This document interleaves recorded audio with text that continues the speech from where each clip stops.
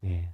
12월 첫째 주 오늘은요. 저희가 예수님이 오신 날을 기념하고 기억하는 절기 중에 하나로 바로 강림절입니다. 그 강림절이 지난주부터가 시작이 되었고 저희 교회가 이제 11월 마지막 주에 추수감사절을 보내기 때문에 강림절과 함께 보냈고 이번 주는 강림절 둘째 주입니다. 그래서 강림절은 영어로 어드벤트라고도 하는데 이것은 오다 그리고 다가오다라는 그 뜻의 라틴어에서 유래된 말이기도 합니다. 1년 동안 교회에는 절기라는 것이 있고 교회력이라는 것이 있습니다. 교회력은 우리가 12월 달부터 마지막 달이긴 하지만은 교회력으로 보면은 강림절이 첫 시작입니다. 그래서 아기 예수님의 오심을 기다리며 성탄절로 시작해서 그리고 이렇게 넘어가서 부활 사순절, 부활절 이렇게 이어지고 맥주절로 이어지는 한 해를 보내게 됩니다. 교회 역사 속에서 이 강림절은 새로운 한 해를 시작하기도 합니다. 또 각 절기 대표성을 갖고 있는데 이 강림절은 여기 보시다시피 십자가의 보라색을 띠를 한 것처럼 보라색을 상징을 하기도 합니다. 또한 지금 여기에는 없지만은 예배당 그리고 곳곳에 예배당 가보면은 초를 하나씩 다 4개씩 5개씩 이렇게 세워놓기도 하는데 이 4개의 촛불을 매주 하나씩 켜가면서 첫 번째 주에 하나, 두 번째 주에 2개를 켜고 세 번째 주에 3개, 마지막 주 네 번째는 4개를 켜며 마지막에 성탄절의 오심을 그 기쁨을 누리는데요. 이것은 빛으로 오시는 예수님을 우리가 찬양하고 경배하고 또한 그 켜진 촛불의 개수만큼 늘어나는 만큼 그 예수님의 오심을 기다리는 것에 대해서 우리가 그 상징을 하고 있습니다. 그렇게 보면은 우리 기독교의 신앙은 기다림의 신앙이라고 이야기할 수 있는 것입니다. 예수님께서 이 땅 가운데 오심을 기다리며 그 한 해의 마지막인 12월을 보내고 새로운 한 해를 우리가 기다리게 됩니다. 그리고 무엇보다도 우리는 이 땅에 다시 오실 그 예수님, 다시 오실 재림의 예수님을 기다리면서 오늘도 하루하루 살아가는 것입니다. 기다림이라는 다른 말로 표현하면은 소망이라고도 이야기할 수 있습니다. 우리 마음속에 소원이 없다면 기다림도 없을 것입니다. 또한 소원을 품고 기다리는 것이 얼마나 축복된 것인지를 우리가 알아야 합니다. 그렇지 않으면은 우리 가운데 소망을 품지 않고 그냥 이 인생을 주어진 대로 그냥 시간 흘러가듯이 사는 것은 허무한 인생을 살아가는 것과 같습니다. 그런데 만약 우리의 삶에 기다림만 계속 되어진다면은 결국 그 지치고 쓰러질 수밖에 없습니다. 또한 우리 가슴에 결국 타들어가게 될 것입니다. 그래서 하나님은 우리에게 기다림을 주는 동시에 함께 성취라는 것도 우리에게 줍니다. 기다리고 있을 때 또한 뭔가를 목표를 할 때 또한 성취할 수 있도록 우리에게 허락하신 것입니다. 이것이 하나님께서 우리에게 주시는 선물이기도 합니다. 하나님은 우리에게 성취에 앞서는 기다림을 주셔서 오늘 하루하루를 살아가게끔 하십니다. 그래서 그리스도인들에게 이 시간이라는 것은 그냥 주어졌으니까 그냥 밥 먹고 화장실 가고 그리고 일하고 공부하고 그런 흘러가는 시간이 아니라는 것입니다. 그냥 지나가는 것이 아닙니다. 세상의 모든 시간은 그저 지난 것인 걸 수 있지만은 우리 복음의 사람들 그리스도인들에게는 시간은 미래에서 현재로 다가오는 것입니다. 그러기에 기다림이 복되고 그리고 감사한 일인 것입니다. 영원한 하나님의 생명이 우리에게 하루하루 가까이 다가오고 있기 때문에 기다림이 우리에게 참 좋습니다. 주님께서 다시 오시겠다고 약속하셨기 때문에 우리는 그 기다림을 가지고 미래의 시간을 만나며 하루하루를 살아가는 것입니다. 사도 바울도 자다가 깰 때가 가까이 왔다고 이야기를 했습니다. 지금은 그저 지나가는 순간이 아니라 곧 가까이 다가올 때를 기다리는 시간이라는 것입니다. 이런 다가옴, 기다림의 시간적 개념을 가지고 있기 때문에 우리 그리스도인들에게는 설렘이 있는 것입니다. 기대가 있는 것입니다. 우리가 만약에 차가운 마음이 있다면은 그 기다림으로 인하여서 설렘으로 인하여서 우리 마음이 따뜻해질 수 있는 것입니다. 우리는 하나님을 기다리고 하나님은 우리를 또한 기다리십니다. 무엇을 기다리고 계실까요? 성경은 이것에 대해서 이야기하고 있습니다. 하나님은 인간이 다시 돌아오기를 기다리고 있습니다. 우리는 이미 돌아왔습니다. 그러나 우리보다 더 세상에 많은 사람들이 아직 하나님께로 돌아오지 못하고 있습니다. 그렇기 때문에 우리가 하나님을 기다리고 예수님을 기다리듯이 하나님도 그들이 돌아오기를 기다리고 계신다는 것입니다. 우리의 위기와 절망 속에서 하나님은 소망과 빛으로 생명으로 이 땅에 다시 오시기를 기다리고 있는 것입니다. 이 땅에 오신 예수 그리스도, 다시 오실 예수 그리스도, 그리고 영원한 세계 속에 약속하신 생명과 은혜의 자리를 기다리며 오늘 우리를 하루하루 살아가는 것입니다. 이것이 진짜 신앙인 것입니다. 그리고 그 신앙 안에서 우리에게 기쁨이 되는 것입니다. 그런데 우리가 예수님을 믿는다고 하면서도 신앙의 핵심과도 같은 이 기다림을 잃어버리면은 어떻게 될까요? 우리의 인생은 아마 허무한 인생이 될 것입니다. 문제는 하나님께서 우리를 찾아오시는 사건이 금방 눈에 띄는 것이 아니라는 것입니다. 오히려 그것은 감추어진 상태로 우리에게 천천히 다가옵니다. 그래서 하나님은 우리에게 이렇게 말씀하십니다. 볼 수 있는 눈을 가져라. 들을 수 있는 귀를 가져라. 깨달을 수 있는 마음을 가져라.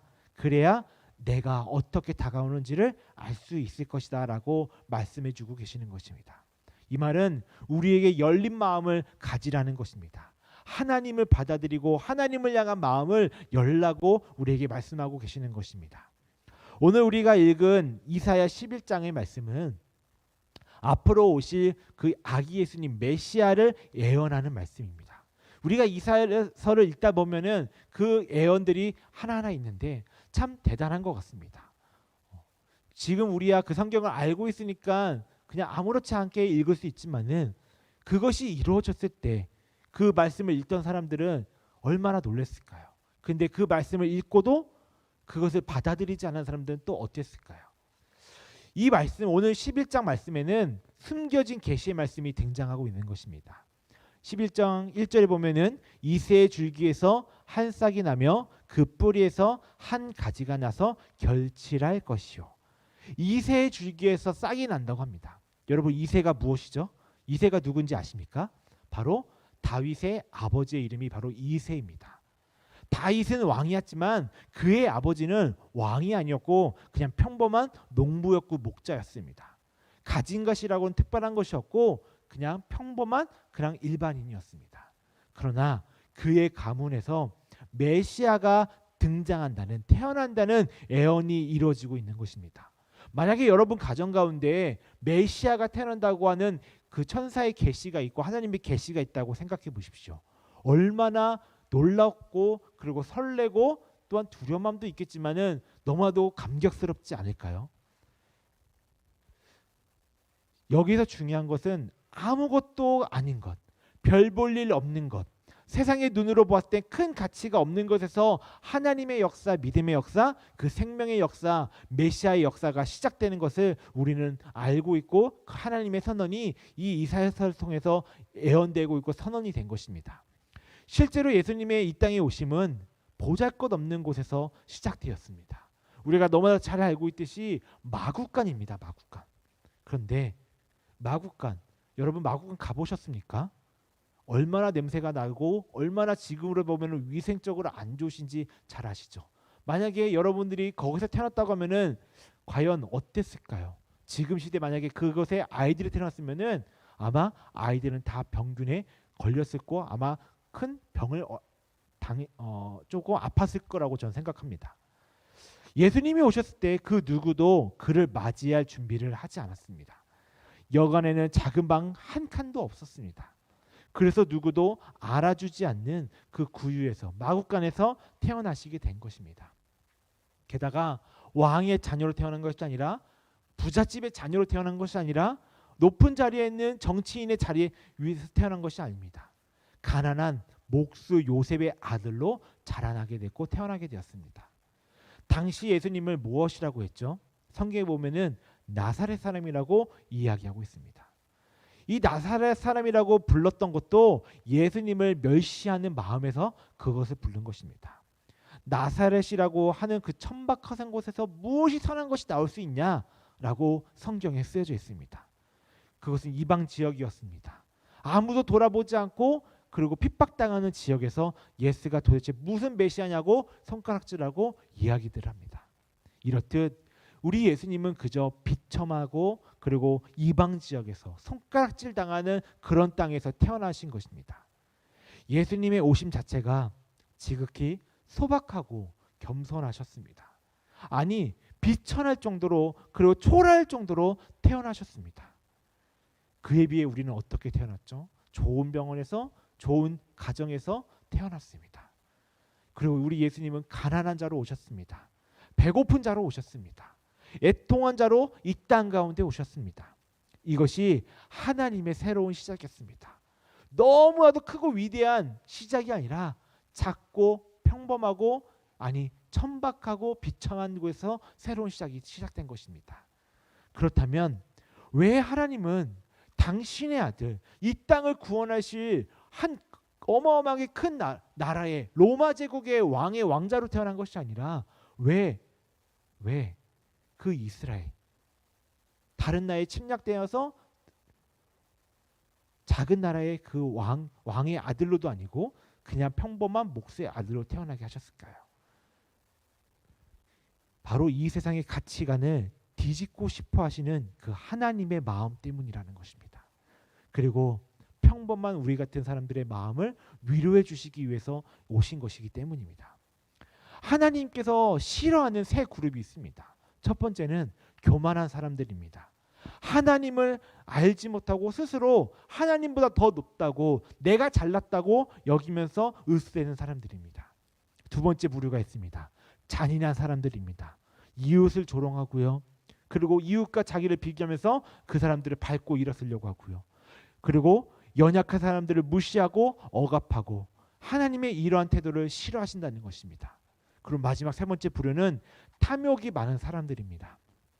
권력과 재물, 명예 앞에서 인간의 존엄성조차도 무시하고 그것을 탐하는 사람들을 하나님께서는 싫어하신다는 것입니다. 여러분, 높아진다는 것이 하나님께서 싫어한다는 것이 아니라 높아졌을 때 우리의 마음이 중요하다는 것입니다. 바로 이러한 자들 때문에 하나님의 심판으로 하나님은 겸손하고 긍휼이 많으며 가장 비난한 모습으로 하나님의 아들을 이 땅 가운데 보내신 것입니다. 예수님이 이 땅에 오셨을 때 교만하고 잔인하며 탐욕스러운 그 자들을 모두 침묵하고 있었습니다. 오히려 예수님을 메시아로 인정하지 않았습니다. 권력자였던 헤롯은 어땠습니까? 예수님이 탄생하셨다는 그 소식을 들었을 때 분노했습니다. 그리고 그런 어린 예수를 죽이려고 달려들었고 수많은 어린아이들을 죽였습니다. 당시 종교 율법을 깨트리고 있다는 그리고 그 말씀들을 알고 있다는 그 바리새인들과 서기관들은 어땠습니까? 예수님이 오셨을 때 거들떠 보지도 않았습니다. 예수님의 말씀을 들으려고도 하지 않았습니다. 그리고 부자들과 가진 것이 많다며 뽐내고 살던 그 사람들은 볼품없이 다가온 예수님에게 아무런 관심을 가지지 않았습니다. 이것이 이사야의 예언과도 같았습니다. 29장 13절부터 14절의 말씀을 제가 읽어드리도록 하겠습니다. 주께서 이르시되 이 백성이 입으로는 나를 가까이하며 입술로는 나를 공정하나 그들의 마음은 내게서 멀리 떠났나니 그들이 나를 경외함은 사람의 계명으로 가르침을 받았을 뿐이라. 그러므로 내가 이 백성 중에 기이한 일 곧 기이하고 가장 기이한 일을 다시 행하리니 그들 중에서 지혜자의 지혜가 없어지고 명철자의 총명이 가려지리라. 아멘. 세상에서 스스로 잘났다고 하는 모든 사람들의 지혜와 총명을 이제 무력하게 만들겠다고 하나님께서 선포하시는 것입니다. 이 말씀을 하실 때 하나님의 웃음소리가 여러분 들리시지 않으십니까? 어떤 웃음소리가 들리십니까? 하나님께서 기뻐하시는 웃음소리가 아니라 하나님께서 조롱하고 꾸짖는 비웃는 소리가 저는 들려왔습니다. 하나님께서 시편의 말씀에 이렇게 적혀 있습니다. 어찌하여 이방 나라들이 분노하며 민족들이 헛된 일을 꾸미는가? 하늘에 계신 이가 웃으시며 주께서 그들을 비웃으시리로다. 분노하며 헛된 일을 꾸미는 모든 일을 보시면서 너네가 진짜 세상의 왕이냐? 나는 하늘의 왕이다 라고 말씀하고 계시는 것입니다. 스스로 잘났다고 여기는 사람들, 힘 있다고 으스대는 사람들, 내 권력이 높다고 뽐내며 다른 사람을 빗발고 짓밟는 사람들에게 하나님은 비웃고 계시는 것입니다. 하나님을 적대하고 또한 하나님의 조롱하고 교만한 자들을 하나님께서는 조롱하며 심판하시기 위해 예수님을 보내신 것입니다. 마리아는 천사가 와서 내가 잉태하여 아들을 낳으리니 그 이름을 예수라라고 했을 때 놀랬습니다. 얼마나 놀랬을까요? 아직 결혼하지도 않고 아직 남자와 합방도 하지 않은 처녀가 임신을 한다는데 얼마나 놀랬을까요? 자신처럼 어리고 연약한 여인에게 별 볼 일 없는 초라한 여인에게 임재하셔서 하나님의 새로운 역사를 만드시는 것이 얼마나 놀라운 일입니까? 하지만 그녀는 자신에게 그 놀라운 은혜를 통해 하나님의 뜻을 깨닫게 됩니다. 이 세상을 역전시키려는 그 하나님의 새로운 섭리를 알게 된 것입니다.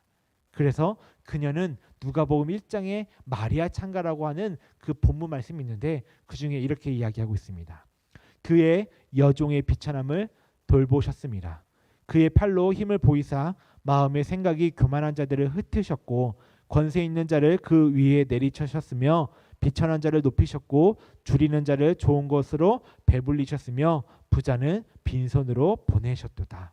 아멘. 기독교의 신앙은 기존의 것들을 뒤집어 놓는 혁명과 같습니다. 세상에서는 하라고 하지만 기독교는 하지 말라고 합니다. 세상에서는 하라고 하지만 하나님과 예수님은 하지 말라고 합니다. 하나님과 예수님은 하라고 하지만 세상에서는 그것을 하지 말라고 합니다. 그렇다면 도대체 무엇을 뒤집어 놓고 있을까요?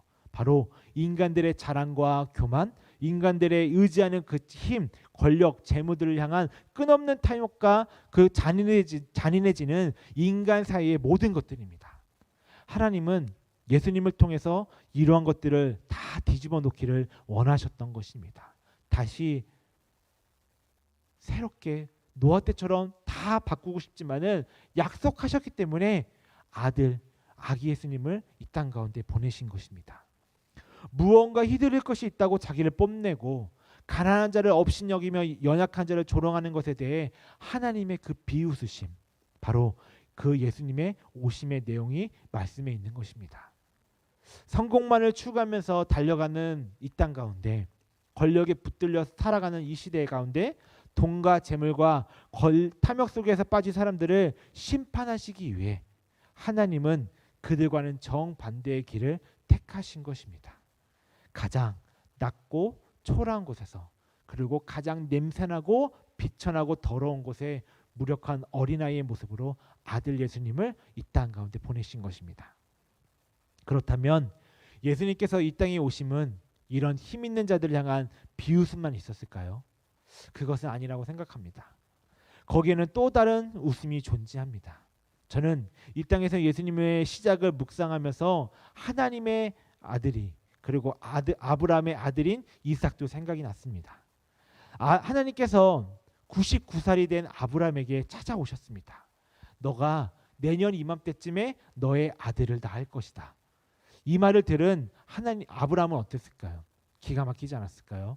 내 몸은 이미 육체적으로 너무 늙었고, 그리고 그 당시에도 오래 살았다고 하지만 그래도 이미 몸은 육체는 늙어버린 육체였기 때문입니다. 창세기 17장 17절에는 이 아브라함의 심정이 잘 나타나 있는데, 아브라함이 엎드려 웃으며 마음속으로 이르되 100세 된 사람이 어찌 자식을 낳을까? 사라는 90세니 어찌 출산하리요. 아브라함은 속으로 생각했습니다. 말도 안 돼. 내가 내년에 90인데 뭘 100세인데, 그리고 내 아내가 90세인데 뭘 어떻게 아기를 낳아? 우리에게 무엇이 생길 거라고 생각하지 않아. 이렇게 생각하지 않았을까요? 100세 된 자신에게 아들이 생길 것이라고는 도저히 믿을 수 없는 내용이었기 때문에 그 얘기를 믿음으로 받아들일 수는 없었을 것입니다. 그렇다면 그 아내 사라는 어땠을까요? 아브람과 하나님의 내용을 듣고 그 엿들은 그녀의 반응은 창세기 18장 12절에 이렇게 나와 있습니다. 사라가 속으로 웃고 이르되 내가 노쇠하였고 내 주인도 늙었으니 내게 무슨 즐거움이 있으리요. 내가 이렇게 다 늙어 빠졌는데 무슨 아이를 낳습니까? 내가 이미 이제는 아기를 낳을 수 없는 육체가 되었는데, 다 끊어졌는데 무엇을 어떻게 할 수 있습니까? 사라도 속으로 비웃었습니다. 하나님을 향해 비웃었습니다. 왜냐하면 인간적으로 상상할 수 없는 일이기 때문입니다. 그런데 하나님께서 물으십니다. 사라야, 너가 왜 웃느냐? 깜짝 놀라지 않았을까요? 여러분들에게 하나님께서 믿음으로 무엇을 도전하라고 하셨을 때, 하나님 못하겠습니다 할 때, 하나님의 음성이 들려왔을 때 왜 비웃느냐, 왜 못한다고 하느냐라고 했을 때 여러분 어떠시겠습니까? 하나님은 그녀가 웃었음을, 비웃었음을 알고 계셨습니다. 그리고 그들의 웃음을 보신 하나님은 그들이 곧 낳게 될 아들의 이름을 이삭이라고 짓게 하셨는데, 그 이삭은 웃음이라는 뜻을 가지고 있습니다. 저는 이야기를 볼 때마다 하나님이 얼마나 유머스러우신 분이신지를 느끼게 됩니다. 처음 하나님의 말씀을 들었을 때 사라의 웃음은 기가 막혀서 나오는 비웃음이었습니다. 말도 안 된다고 터진 비웃음이었습니다. 그런데 1년 후 사라가 아들 이삭을 안고 이렇게 노래합니다. 사라가 이르되 하나님이 나를 웃게 하시니 듣는 자가 다 나와 함께 웃으리로다. 하나님이 내게 웃음을 주셨다는 것입니다. 기가 막힌 비웃음을 기쁨의 웃음으로 바꿔주셨다는 것입니다. 이삭은 이 아브라함과 사라에게 기쁨의 웃음이 되어버린 것입니다. 하나님은 예수님을 통해 우리에게 선물을 주셨습니다. 기쁨의 선물을 우리에게 허락해 주셨습니다. 예수님을 통해 고통받는 사람들에게 위로를 주셨습니다. 그것은 바로 예수님이 이 땅에 가장 비천한 자리에서 오신 또 다른 이유이기도 합니다. 예수님의 생애는 가난한 자, 그리고 힘든 자, 그리고 외로운 자에게 오셔서 위로하고 격려하시고 소망과 힘을 주시면서 그들을 다시 회복시키고 세우시는 것의 전부였습니다. 예수님은 하나님의 그 따뜻한 사랑의 웃음이었습니다.